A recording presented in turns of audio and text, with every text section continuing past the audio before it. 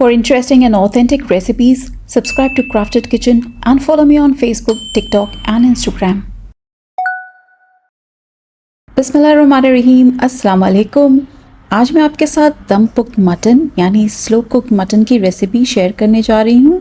कहते हैं दम पुख्त एक शाही कुकिंग टेक्निक है जो अवध के नवाबों को विरासत में मिला। इस लफ्ज़ का ताल्लुक फ़ारसी अल्फाज से है। दम यानी हल्की आंच पर और पुख्त मतलब पकाना, मतलब स्लो कुकिंग। इस तरीके के खाने में मटन और सब्जियों को एक भारी तले के बर्तन में बंद करके बहुत ही हल्की आंच पर लंबे वक्त तक पकाया जाता है। ढक्कन में आटा भी लगाया जाता है जिससे भाप और मज़ेदार खुशबू बर्तन के अंदर ही महफूज रहे। दम पुख्त में बहुत ही कम मसाले पड़ते हैं जिससे मटन का खुद का फ्लेवर बरकरार रहे। दम पुख्त पूरी दुनिया में डिफरेंट इलाकों में वेरिएशन के साथ बनाई जाती है। आज मैं बता रही हूँ अपना फेवरेट स्टाइल। दम पुख्त बहुत ही सिंपल डिश है, बहुत ही कम चीज़ों से बनती है। इंग्रेडिएंट्स की लिस्ट डिस्क्रिप्शन बॉक्स में देखें। तो चलिए शुरू करते हैं।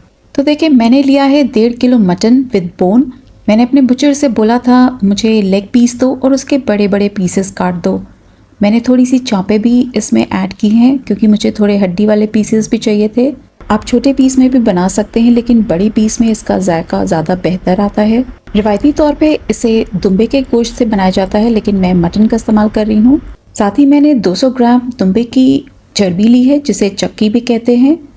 इसी फैट में ये दम पुख्त बनेगा। इसमें हम एडिशनल कोई भी ऑयल या घी नहीं डालेंगे। इसे मैं छोटे छोटे पीसेस में कट करके इस्तेमाल करूँगी। इससे बेहतरीन टेस्ट आता है। मटन को मैंने बहुत अच्छे से धो लिया है।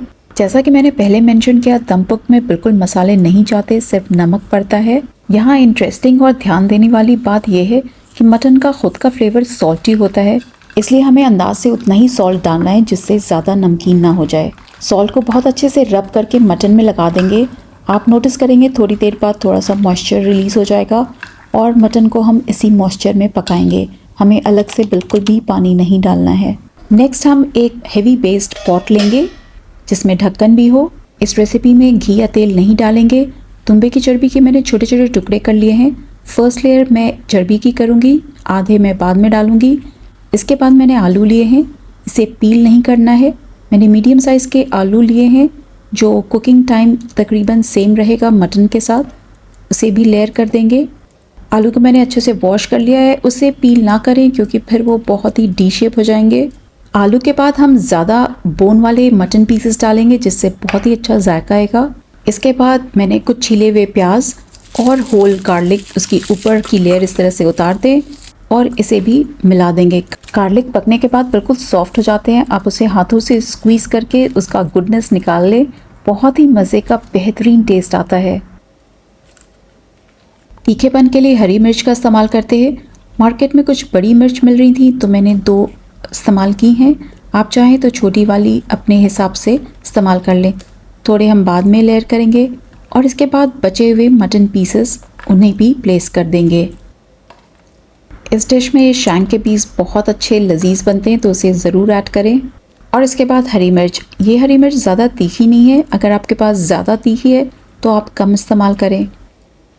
मटन के ऊपर बची हुई चर्बी को लेयर कर देंगे जिससे ऊपर वाले मटन के पीसेस में भी जायका बराबर से आए। आखिर में मैं इस्तेमाल कर रही हूँ नींबू का रस। मैंने 2 बड़े लेमन से जूस निकाला हुआ है, इसे भी डाल देंगे ऊपर से।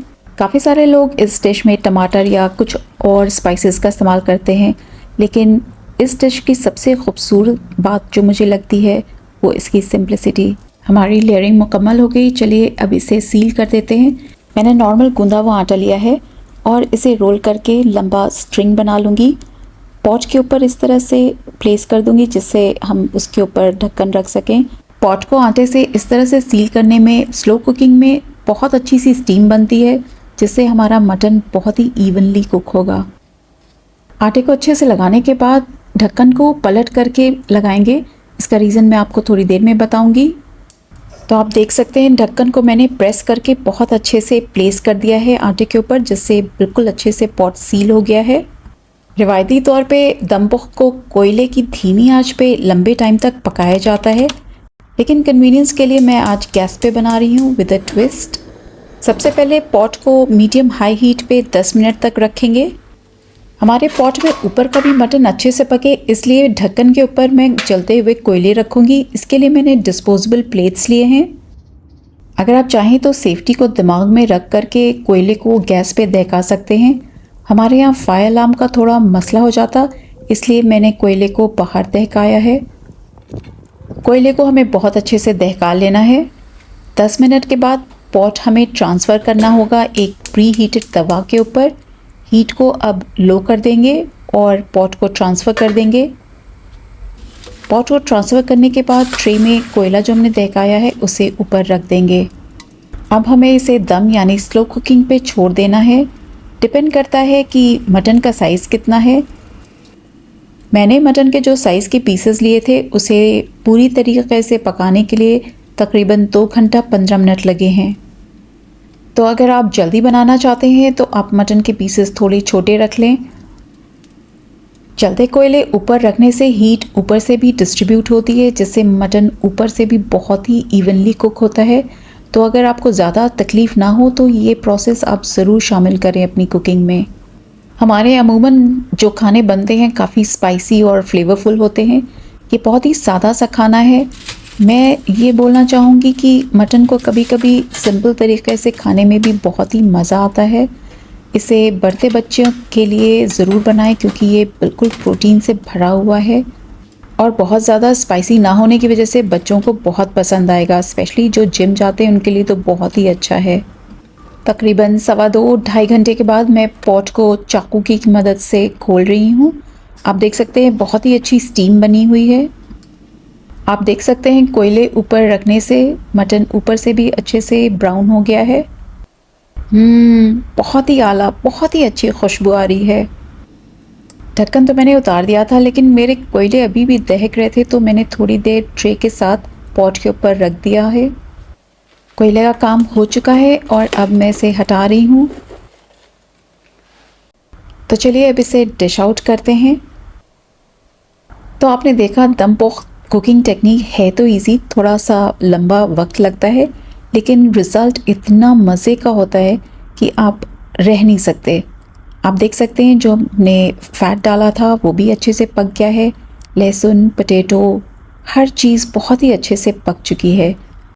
तो चलिए मैं दिखाती हूँ कि हमारे आलू किस तरह से पके हैं। मैं एक आलू को दिखाती हूँ काट करके। बहुत ही आसानी से अंदर नाइफ़ चला जा रहा है। हाफ काटने पे भी आप देख सकते हैं बिल्कुल बराबर से कुकिंग हुई है। इसीलिए मैंने आपको शुरू में बोला था कि अगर पील नहीं हटाएंगे तो आपके आलू डिफॉर्म नहीं होंगे। तो आप भी इसी तरह ही बनाइएगा।